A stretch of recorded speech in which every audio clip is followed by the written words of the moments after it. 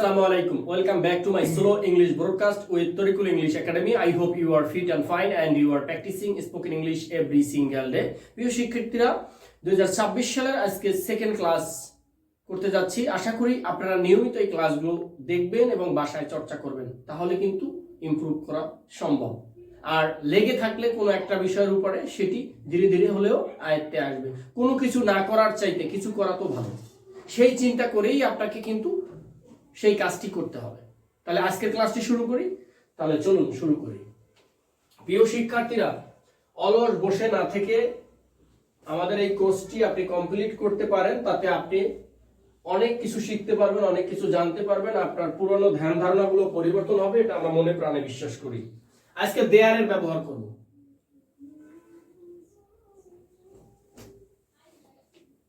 THERE there ARER দেয়ার আর এর অর্থ হচ্ছে আছে। দেয়ার অর্থ হচ্ছে আছে, ঠিক আছে। এখন যদি দেয়ার ইজ দেখি, এই দেয়ার ইজ অর্থ আছে, অর্থাৎ এগুলো হচ্ছে সাহায্যকারী ভার্ব। এখন এই আর কোন ক্ষেত্রে বসবে, ইজ কোন ক্ষেত্রে বসবে, সেটি হচ্ছে সাবজেক্ট বেসিস এই ইজ এবং আর এর ব্যবহার হয়। তাহলে সেই ক্ষেত্রে আমরা আজকে শুধু দেয়ার আর এই ব্যবহারটি করব। তাহলে দেয়ার আর অর্থ হচ্ছে আছে। আশা করি বুঝতে পারছেন আমরা কিভাবে এর থেকে সেন্টেন্স ব্রেক করব। আমি একটু বাংলাটা বলে দিচ্ছি আপনাকে। একের অধিক কোনো ব্যক্তি অথবা বস্তু আছে বুঝালে দেয়ার দিয়ে বাক্য গঠন করতে হয়, এবং সেটি একটি স্থানে আছে এরকম বুঝালে, অর্থাৎ একটা স্থান স্থান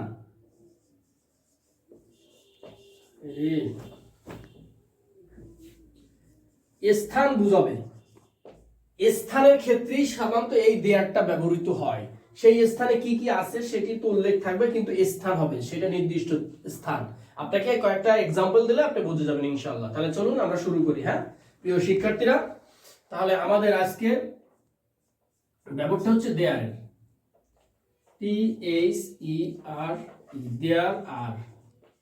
THERE there are BOOKS books. There are books.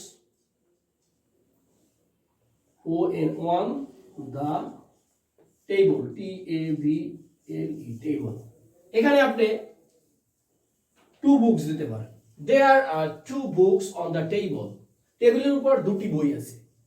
একের অধিক, আমি বাংলাটা আবার বলি, একের। এখন এই দেয়ারের অর্থ আছে দাঁড়াইছে কি কারণে, কোথায় আছে, এই যে টেবিলের উপর আছে, টেবিলটা একটা স্থানে আছে। হ্যাঁ, তাহলে আমি বলছি ব্যক্তি বস্তু, টেবিল তো একটা বস্তু, এটা একটা স্থানে আছে, এই কারণে কিন্তু আমরা এই দেয়ারের অর্থ আছে দাঁড়াবে। ঠিক আছে, আমরা আরো কয়েকটা এক্সাম্পল দিলে ইনশাআল্লাহ আরো ভালো বুঝতে পারবেন। THERE there are many students, students in the class.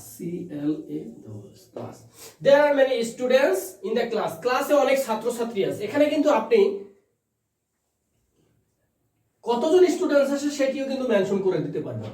কতজন স্টুডেন্ট আছে আপনি সেটি মেনশন করে, এখানে অনেক স্টুডেন্টস এই জন্য মেনি দিছি। ঠিক আছে, মনে করেন 25 স্টুডেন্টস ইন দ্য ক্লাস। ক্লাসে 25 জন ছাত্রছাত্রী আছে।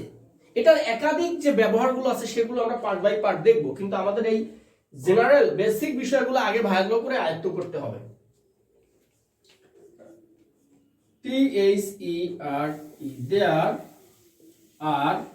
there are two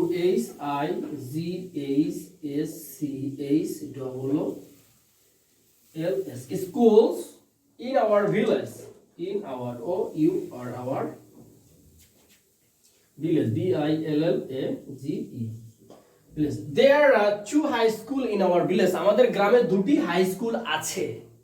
আমাদের গ্রামে দুটি হাই স্কুল আছে। প্রিয় শিক্ষার্থীরা, আমি এগুলো সব মুছে দিব, আপনারা এটা নোটপ্যাড করে নেবেন ইনশাআল্লাহ।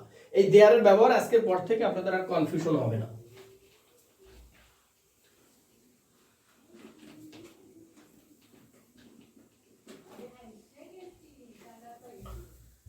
There are T-H-E-R-E, there are, আরের ব্যবহার তো আমরা করছি, এখন একটু ইজের ব্যবহারটা করি। এই যে ইজ অর্থ যে আছে সেটির ব্যবহারটা করি। দেয়ার is a garden, G-A-R-D-E-N, garden, infant, I-N-N-F-O-R-N, infant of my house, H-O-U-S, house, আমার বাড়ির সামনে একটি বাগান আছে, গার্ডেন, একটি, এই যে ইজ, যদি সেটা প্লুরাল একের অধিক হয় তখন বসবে আর, আর যদি একটা হয় অনলি সিঙ্গেল তখন বসবে is. there are two books on the table, টেবিলের উপর দুটি বই আছে। there is a garden in front of my house, আমার বাড়ির সামনে একটি বাগান আছে। in front, behind, behind মানে পিছনে, in front মানে সামনে। প্রিয় শিক্ষার্থীরা, এখন এই আছে, যেমন যদি আমি আরো বলি, T-H-E-R-E, there are, A-R-E-R, there are, M-A-N-Y, many, F-A-C-H-A-L-L-T-E-S, facilities in Dhaka city, C-I-T-Y, Dhaka সিটিতে অনেক সুযোগ সুবিধা আছে। কোথায় আছে? ঢাকা সিটিতে। তাহলে there are many facilities in Dhaka city, Dhaka সিটিতে অনেক সুযোগ সুবিধা আছে। ফ্যাসিলিটিস মানে সুযোগ সুবিধা, হ্যাঁ, মেনি মানে অনেক। তাহলে ঢাকা সিটিতে অনেক সুযোগ সুবিধা আছে। শিক্ষার্থীরা, এভাবে আপনাকে স্থান যদি বোঝায়, তা সেই যে কোনো স্থান, মাঠ, ঘাট, এই জাতীয় বা যে কোনো একটা নির্দিষ্ট স্থান বোঝালে দেয়ার দিয়ে বাক্য তৈরি করতে হবে। তাহলে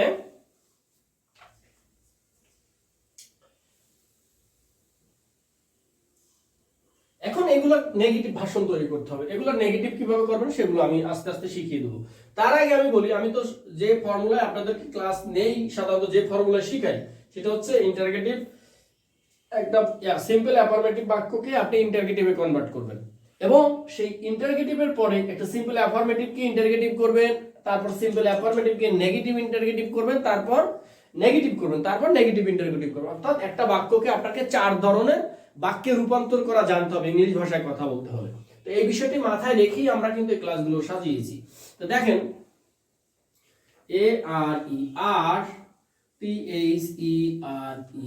there are 2